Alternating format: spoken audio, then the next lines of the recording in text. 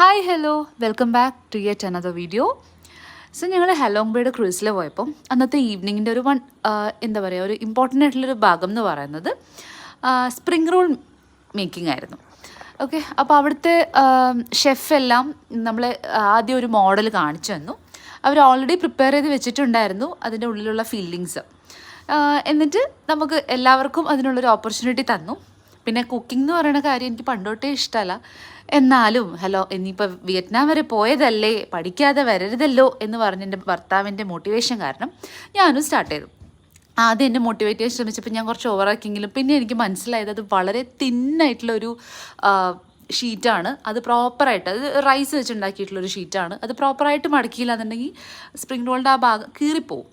എന്തായാലും ഫില്ലിങ്സ് ഒക്കെ വെച്ച്, അപ്പോൾ എന്നെ ഓപ്പോസിറ്റ് നിന്നിട്ട് ഞങ്ങളുടെ ഗൈഡ് തോങ് ഭയങ്കരമായിട്ട് ഹെൽപ്പ് ചെയ്യുന്നുണ്ട് കേട്ടോ. എൻ്റെ ഹസ്ബൻഡ് ഫുൾ എന്നെ കളിയാക്കുന്ന, പക്ഷേ എൻ്റെ ഗൈഡ് എന്നെ ഹെൽപ്പ് ചെയ്യുന്നുണ്ട്.